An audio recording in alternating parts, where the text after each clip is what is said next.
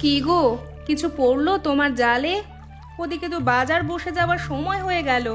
বেশি দেরিতে গেলে তো সব বড় বড় মহাজনরা বাজার অধিকার করে নেবে। হ্যাঁ গো, চেষ্টা তো করছি, কিন্তু সেরকম ভালো মাছ আজকে তো পাচ্ছি না। বেশ কয়েকদিন ধরেই আমরা মাছ পাচ্ছি না। 2-3 দিন ধরে তো সংসারে টাকাই আসেনি। কত টাকা আর আমাদের ঘরে জমানো আছে বলো, যে জমানো টাকায় চলবে? তাছাড়া ভাবছি যে ছেলেটার এবার বিয়ে দেব, যদিও বিয়ের বয়স হয়নি এখনো, তার বিয়েটা দেওয়া দরকার। তুমি থামো তো, শুধু বড় বড় স্বপ্ন দেখলে হবে? পয়সা কোথায় আমাদের ওর বিয়ে দেওয়ার? বুঝলে তো, সারাদিন এই মাছ ঘেঁটে ঘেঁটে যেন ঘেন্না ধরে গেছে। সারাদিন শুধু মাছের গন্ধে শরীর যেন আনচান করে। যেদিন পয়সা হবে একটু মুরগির মাংস এনে খাবো। হায় কপাল, হাঁড়ির দিকে তাকিয়ে দেখো, যে ফ্যানে ভাত হচ্ছে সেটাও অনেক কষ্টের। সত্যি তুমি স্বপ্ন দেখতে পারো বটে। না গো, ভেবেছি যদি এই গ্রামে কিছু না হয় তাহলে শহরে যাব। শহরে তো অনেক বড় বড় মানুষেরা থাকে, সেখানে কিছু একটা করবার ব্যবস্থা করব। তোমার কি মাথা খারাপ হলো নাকি? এই বুড়ো বয়সে তুমি শহরে যাবে উপার্জনের জন্য? তার থেকে ভালো এখানেই থাকো। যা করে হোক দুমুঠো খেয়ে আমাদের তো চলে যাচ্ছে। পুরো জীবনটা যখন চলেই গেল, তখন বাকি জীবনটাও চলতে পারবে। হরিপদ বাবুর সাথে সেদিনকে কথা হচ্ছিল, আমাদের ছেলেকে নতুন একটা কোনো কাজ দেওয়ার কথা বলছিল। তাই নাকি? ওনার মতো মানুষ আমাদেরকে কাজ দেবে? হঠাৎ করে কি ব্যাপার? সেটাই তো বুঝতে পারছি না। হয়তো ওপরওয়ালা সুবুদ্ধি দিয়েছেন। যাই হোক, ছাড়ো সেসব কথা। এই যা 2-4টে মাছ উঠেছে, এগুলো নিয়েই বাজারে যেতে হবে। অন্তত রাতের খাবারটুকু তো জোগাড় করবার কথা ভাবতে হবে। তারপর কালকের চিন্তা। তোমার রান্না কত দূর বউ? এই তো ভাত প্রায় শেষের দিকে। তুমি হাত মুখ ধুয়ে এসো, আমি খেতে দিয়ে দিচ্ছি। হ্যাঁ হ্যাঁ, যাই। তবে আজকে আর মান সম্মান থাকবে না। রবিবারের বাজারে সবাই কত মাছ নিয়ে আসবে, আর আমি যাব এইভাবে। রঘু, আজকে মাছ আছে রে। তোকে তো কখন থেকে দেখছি শুধু খালি হাতে বসে আছিস আর মাছই তাড়াচ্ছিস। তোর মাছ কোথায় রে? যেদিন ভাগ্য সাথ দেবে সেদিন পাবেন দাদা, সব পাবেন। ইলিশ, পাবদা সব একদম তাজা এখানে খাওয়াবো এনে। তবে এখন বেশ কিছুদিন একদম জালে মাছ লাগছে না, সেই জন্য এখন শুধু বসে বসে লোকের কাজ দেখতে হচ্ছে। তোর অবস্থা যে কয়েকদিন ধরে খারাপ সেটা আমি বুঝতেই পারছি, আর বুঝতে পারছি বলেই আমার ওদিকে দোকানটা সামলে তোর কাছে এলাম। বলছি, এইভাবে আর কতদিন চলবে তোর? কেন, কি হলো দাদা? কিছু ভুল করেছি নাকি? এক কাজ কর, আজকে বিকেলে আমার বাড়িতে তোর ছেলেকে পাঠিয়ে দে। তোর ছেলের জন্য আমি একটা ভালো কাজ ভেবেছি। বুড়ো বয়সে আর কতদিন রোজগার করে খাওয়াবি তুই? তার থেকে ভালো যে কথাগুলো বলবো সেই কথাগুলো শুনলে তোদের উন্নতি হবে। আপনি যে এত বড় মানুষ হয়ে আমার মতো সাধারণ মানুষের প্রতি দয়া করবেন কোনোদিন ভাবতে পারিনি বাবু। আজকেই আমি ছেলেকে আপনার কাছে পাঠিয়ে দেব। আমি বাড়িতে বউকে গিয়ে বলছি আপনার কৃপা হয়েছে আমাদের উপরে। দোকান খুলে রেখেই বা কি হবে? হ্যাঁ বাবা, বিক্রি বাটা তো আর কিছু হচ্ছে না, তার থেকে বরং বাড়ি যাই। আজকে তোমাকে এমন দেখাচ্ছে কেন? কিছু হয়েছে? না, কিছু না। এমনি ঘরে থাকতে ভালো লাগে না। সারাক্ষণ অভাবের কথা ছাড়া আমাদের ঘরে আর কিছু নেই। তোমার বাবার বলছো? তার কাজের কথা গ্রামে সবাই জানে, কিন্তু তুমি তো শিক্ষিত হয়েছো দীপক। তুমি তো তোমার বাবার কষ্টের ভাগ্য ঘোচাতে পারো। তোমার মা বাবা কত কষ্ট করে তোমাকে মানুষ করেছেন। তুমি তো নতুন কিছু করার চেষ্টা করতে পারো। আমি চেষ্টা করি, কিন্তু পারছি না। তাই নিজের ভেতরে চেপে থাকতে থাকতে নিজেরই কেমন যেন ঘৃণা লাগে। মাঝে মাঝে মনে হয় এ গ্রাম ছেড়ে শহরে চলে যাই। এখানে কিছু নেই, শহরে গেলে অন্তত একটু ভালোভাবে থাকতে পারবো। তুমি সৎ, এটাই তো সবচেয়ে বড় গুণ। আমরা তো অনেক দিন ধরেই বিয়ের কথা ভাবছি, তাহলে বিয়েটা করে ফেললেই তো হয়। পাগল হয়েছো নাকি? এখন পয়সা কোথায় যে বিয়ে করব? তার থেকে বরং বাবা বলছিল হরিপদ বাবু আজকে সন্ধেবেলায় আমাকে ওনার বাড়িতে ডেকেছে কিছু একটা কাজ দেওয়ার জন্য। দেখি যদি কিছু পাওয়া যায়। কি বলছো? তিনি তোমাদের সাহায্য করবেন? যার হাত থেকে 1 টাকা নুন গলে না, সে আবার অন্যকে সাহায্য করবে? দেখো, তুমি যাই করো সাবধানে করবে। আমাদের পুরো জীবনটা কিন্তু এখনো পড়ে আছে। তোমার বিশ্বাস আছে আমার উপর? আমার পুরো জীবনটাই তো এই বিশ্বাসের ওপর টিকে আছে। বিশ্বাস আমি তোমাকে করি। আমি জানি তুমি যা করবে তা ভেবে চিন্তেই করবে। তাহলে তুমি আমার উপরে বিশ্বাস রাখো। ওদিকে সন্ধ্যা হয়ে আসছে, চলো আজকের মতো ওঠা যাক। আবার আমরা দেখা করব, হ্যাঁ? যদিও তোমাকে ছেড়ে থাকতে বড্ড কষ্ট হয় আমার। কি আর করা যাবে, এই কষ্টের কয়েকটা দিন পার করে দিলে একদিন না একদিন আমরা একসাথে দেখবে সবাই সুখী হতে পারবো।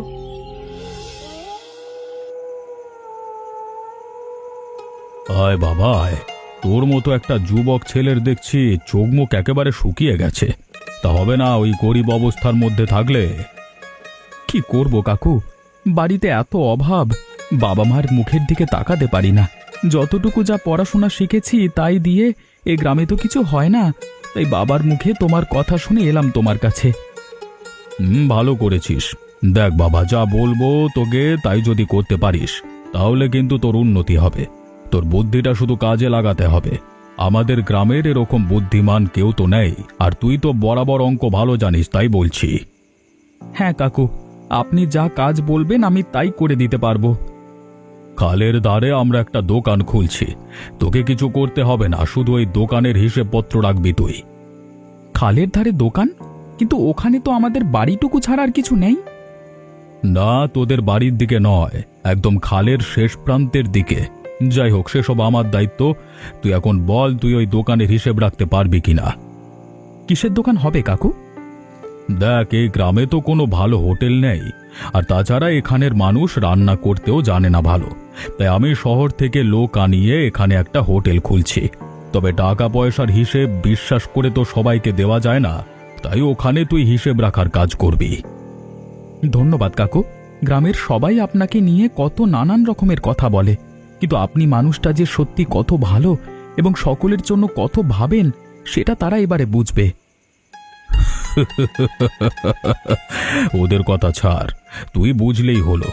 মানুষ তো ভালো খারাপ মিলিয়েই কথা বলে। 2 পয়সা রোজগার করেছি আমি, কারোর পেটে লাথি মেরে তো নয় যে ভয় পাবো। তুই বরং পরশু থেকে কাজে যোগ দে। ঠিক আছে কাকু, চলি তাহলে। শোন, আরো একটা কথা আছে। এই কাজের একটা গুরুত্বপূর্ণ নিয়ম আছে। কি নিয়ম কাকু? ওখানে যা দেখবি, যা বুঝবি, নিজের মধ্যে গোপন রাখবি। তুই ভালো বুদ্ধিমান ছেলে, তাই আমি আমার গোপন কাজে তোকে লাগাচ্ছি। ওখানের ব্যাপার যদি বাইরে ফাঁস হয়ে যায় তাহলে হয়তো গ্রামের মানুষ আমার সম্বন্ধে যে কথাগুলো বলে সেই কথাগুলো তোর বাবা মার উপরে সত্যি হতে পারে। না না, আমার নিজের কাজ ছেড়ে আমার সময় কোথায় থাকবে যে লোকের ব্যাপারে মাথা খোলাবো? ঠিক বলেছিস, এই তো বুদ্ধিমানের মতো কথা বলেছিস তুই। যখন বাড়ি ফিরে যা, পরশু সকালবেলায় পৌঁছে যাবি।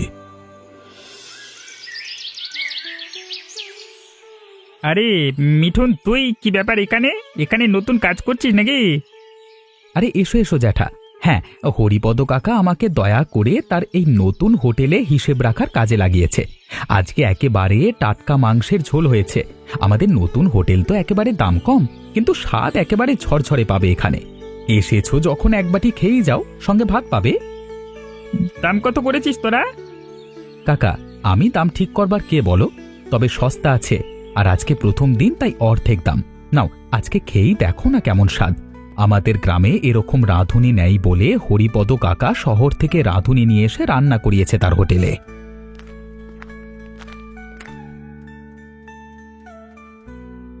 বাহ, গন্ধটাও তো ভালোই লাগছে। হরিপদকে বিশ্বাস করি না, তবে তুই যখন আছিস তোর প্রতি বিশ্বাস করে খাচ্ছি। হ্যাঁ ও কাকু, তোমাকে বলছি যে কেমন লাগছে গো খেতে? ভালো হয়েছে তো?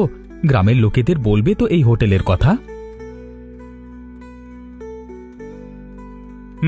স্বাদ তো ভালোই হয়েছে, খারাপ লাগছে না খেতে, গরম গরম ভাত দিয়ে।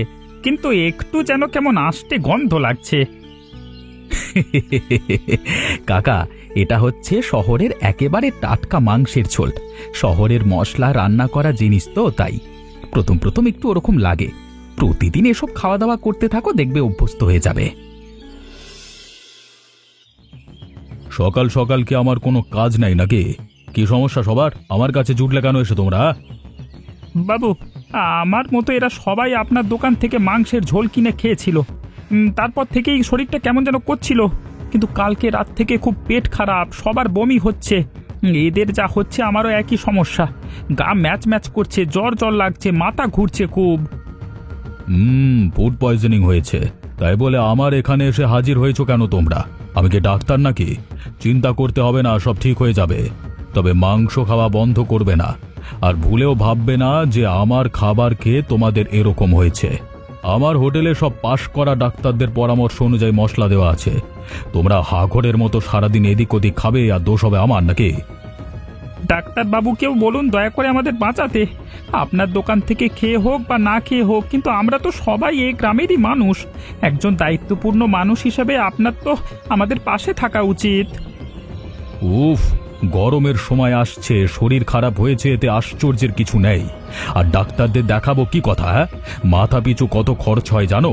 সবাই 400 টাকা করে দাও, তাহলে ডাক্তার দেখাতে পারি। যাও যাও, আমার এখন কাজ আছে, তোমাদের পেছনে বকবার সময় নেই। ঝর্ণা, দাঁড়াও দাঁড়াও, এইভাবে দৌড়ে দৌড়ে দুপুরবেলা কোথায় যাচ্ছো? ভর দুপুরবেলায় কারোর কিছু হলো নাকি? কথাটা জিজ্ঞেস করতে লজ্জা হচ্ছে না তোমার কমলাদি? তোমাকে তো আমরা এতদিন ভালো মানুষ হিসেবেই জানতাম, কিন্তু তুমিও যে অভাবের তাড়নায় চিটিংবাজি শুরু করবে সেটা তো ভাবতে পারিনি। কি বলছো কি তুমি? চিটিংবাজি করেছি আমি? জীবনে খেতে পাই আর না পাই, কোনোদিন কারোর ক্ষতি করার কথা আমি স্বপ্নেও ভাবতে পারিনি। তাই নাকি? তা এমন ছেলের জন্ম দিয়েছো, সে তো গ্রামের মানুষকে খুন করার জন্য উঠে পড়ে লেগেছে। আর এখন তার টাকাতেই তো তোমাদের সংসার চলছে। তার টাকাতে যখন সংসার চালাচ্ছ, তখন ওই পাপের ধন তুমিও তো খাচ্ছ। আমি বলে দিচ্ছি, ওই টাকা না তোমাদের হজম হবে না। কোন টাকা হজম হবে না? কি বলছো কি তুমি? একটু ভালো করে বুঝিয়ে বলো তো। কি আর বুঝিয়ে বলবো বলো? এখন তো তোমরা খালপাড় থেকে বড় মানুষের সাথে জোট বেঁধেছো।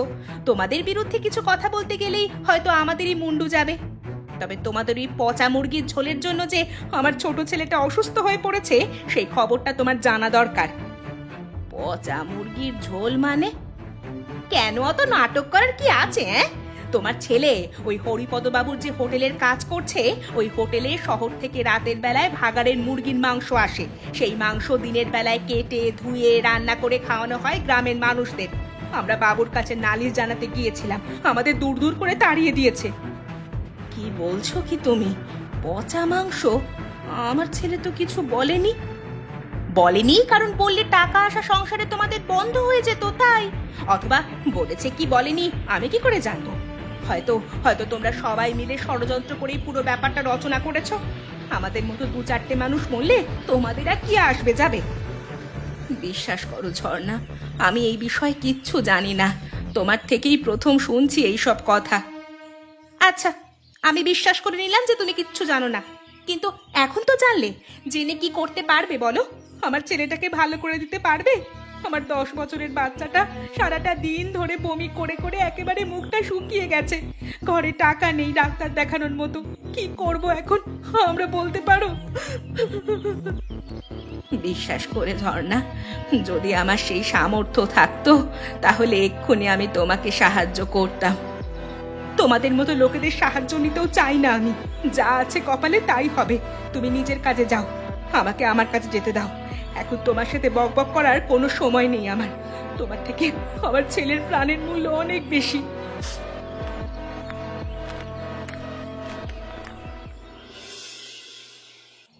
কোন সাহসে তুমি আবার আমার সাথে দেখা করতে এসেছো? তোমার কি হয়েছে ফুলমতি? সেই যে সেদিন দেখা হলো, তারপর থেকে তো তুমি আমাকে দেখলেই এড়িয়ে চলো। আমার অপরাধ কোথায় সেটা তো বলো। নিজের অপরাধ তুমি নিজের চোখে দেখতে পারছো না? আমি অপেক্ষা করছিলাম তোমার হয়তো জ্ঞান হবে, কিন্তু আজ দুপুরবেলায় ঝর্ণা কাকিমার কাছে তোমার মায়ের ওই রকম অপমান দেখে আমি আর থাকতে পারিনি। ঝর্ণা কাকিমার এত বড় সাহস, মাকে অপমান করেছে? কি বলেছে আমাকে? কেন, এখন কি তুমি পচা মুরগির ঝোল বিক্রি করার সাথে সাথে গুন্ডামি করাও শুরু করেছো নাকি, ওই শয়তান হরিপদর দলে মিশে? কি বলছো কি তুমি? একটা কথা পরিষ্কার কান খুলে শুনে রাখো, আমি জানি তুমি সব জেনে বুঝেই ওর সাথে যুক্ত আছো। তোমার অভাব, তোমার কাজের দরকার সব মানছি, কিন্তু তারপরেও যে তুমি অসৎ হয়ে যাবে সেটা আমি কিছুতেই মানতে পারবো না। আমি তোমাকে বিয়ে করে ভাঙা ঘরে থাকতে রাজি, কিন্তু কিন্তু তোমার অসৎভাবে উপার্জন করা টাকা নিয়ে আমি তোমার সঙ্গে থাকতে পারবো না। কিন্তু আমি যদি ওর কথা না শুনি তাহলে তো আমার মা আর বাবাকে মেরে ফেলবে। তুমি ভয় পাও বলেই তোমাকে এইভাবে ভয় দেখিয়ে রেখেছে। আমি অত কিছু জানতে চাই না। তুমি যেদিন নিজেকে প্রমাণ করতে পারবে যে তুমি সৎ এবং তুমি ওই কাজ ছেড়ে দিয়েছো, সেদিন তুমি আমার সাথে দেখা করবে। তার আগে নয়, আগে নয়। যদি তুমি সেটা করতে পারো তাহলে পরের বার আমার সামনে আসবে, আর না হলে আমাকে কোনোদিন তোমার এই মুখ দেখাবে না। চলে যাও এখান থেকে। কাকা ভালো আছো? তোমার সাথে বিশেষ দরকারে দেখা করতে এলাম। আমাদের মতো সাধারণ মানুষের ভালো থাকা না থাকায় তোদের কিছু যায় আসে বাবা মিঠুন? তুই যখন পড়াশোনা শিখে বড় হচ্ছিলিস তখন আমাদের গর্ব হচ্ছিল যে গ্রাম থেকে একটা গরিব ঘরের ছেলে উন্নতি হচ্ছে। এবার আমাদের অনেক উপকার হবে, কিন্তু তুই তো আরো বড় শয়তান হলি। সবকিছু জেনেও ওই শয়তানের জন্য সাহায্য করছিস। আজকে আর কতগুলো গ্রামের মানুষ মরতে চলে যেতে জানিস? আমি নিজের ভুল বুঝতে পেরেছি কাকা, সেই জন্যই আমি তোমার কাছে এসেছি সমাধানের জন্য। আমাকে তুমি রাস্তা দেখাও। আসলে প্রথম দিনেই আমি ভয় পেয়ে গেছিলাম যখন বলেছিল আমার বাবা মার ক্ষতি করে দেবে। আমি ওর কথা না শুনলে, কিন্তু আমি আর পারছি না ওই শয়তানি করতে। হ্যাঁ, যা দেরিতে হলেও তোর বুদ্ধি খুলেছে দেখছি। আমি তো ওই দোকানে খাওয়া বন্ধ করে দিয়েছি, কিন্তু এখন শুনছি যে ওখান থেকে ওই মাংস রান্না করে অনেক দূরে দূরে হোটেলে পাঠাচ্ছে। এবারে ভাব আমাদের গ্রাম ছাড়াও আরো কত মানুষের ক্ষতি হচ্ছে রোজ। তাহলে কি উপায় কাকা? আমি গ্রামের মানুষদের নিয়ে ও বাড়ি ঘেরাও করব। তোকে সাক্ষী দিতে হবে। সাহস আছে তোর? রাজি আছিস? আমি রাজি কাকা। ভেবে বল। এখন হ্যাঁ বলে পরে কিন্তু পিছিয়ে আসা যাবে না। আমি সত্যি কথা বলছি কাকা। ঠিক আছে, তাহলে কালকে দোকান খোলবার আগে ভোরবেলায় চলে আসবি হরিপদর বাড়িতে। কালকে থেকেই বন্ধ হয়ে যাবে পচা মুরগির হোটেল।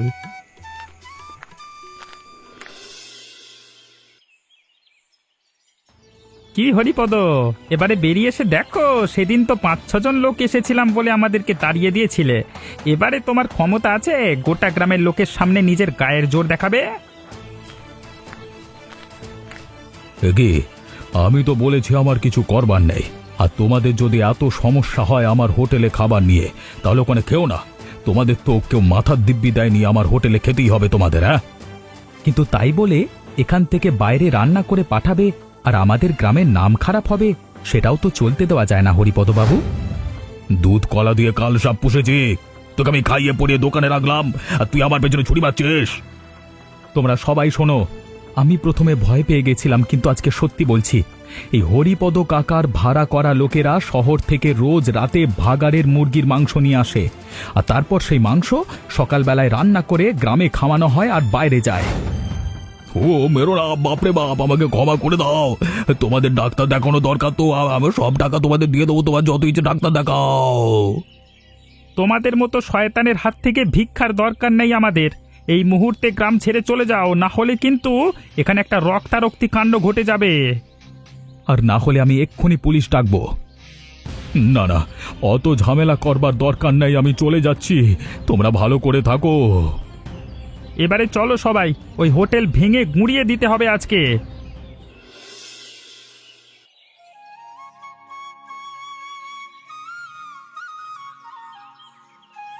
বাবা, আর একটু মাছের তরকারি দেবো? না রে মা, আর দিতে হবে না। সততার খাবার একটুখানি খেলেই পেট ভরে যায়। আর অসৎ পথে উপার্জন করা ধন যত আনা যায় তত মনে হয় কম পড়ছে। হ্যাঁ, সত্যি রে, একদিন ভাবতাম যে পয়সা হলে মাংসের ঝোল করে খাবো, কিন্তু আজকে বুঝতে পারছি যে সুখের জিনিস হচ্ছে এই সৎ পথে বানানো মাছের ঝোল। আমাদের যতটুকু যা সম্ভব আছে ততটুকু নিয়েই খুশি থাকা ভালো। বাবা ঠিক বলেছে, আমি যদি লোভ না করতাম তাহলে এত বড় সমস্যা হতো না। গ্রামের মানুষেরা ভালো, তাই শেষ পর্যন্ত আমাকে ক্ষমা করে দিয়েছে। ওইসব কথা ছাড়ো। এই ঘটনা না ঘটলে তো ওই শয়তান হরিপদকে গ্রাম থেকে তাড়ানো যেত না। তাই সব কিছু খারাপ জিনিসের একটা ভালো দিক থাকে। আর সব থেকে বড় কথা, আমরা এই ঘটনার মাধ্যমে শিক্ষা নিয়েছি যে পয়সা রোজগারের জন্য কখনো খারাপ মানুষকে ভরসা করতে নেই। হ্যাঁ ঠিক বলেছ, তবে তুমি যে আমাকে ক্ষমা করে দিয়েছ এতেই আমি খুশি। আচ্ছা, তোমরা বলতে পারবে আমার শাশুড়ি প্রথম কার মাধ্যমে জেনেছিল এই পচা মুরগির মাংসের কথা? উত্তরটা কিন্তু তোমরা কমেন্ট করে জানিও। আর আমার মতো বোকামি তোমরা করো না। মনে রাখবে, অভাবে থাকলেও সততা রাখবার চেষ্টা করবে নিজেদের মধ্যে। আর আমাদের গল্পটা কেমন লাগলো অবশ্যই জানিও এবং চ্যানেলটিকে সাবস্ক্রাইব করতে ভুলবে না।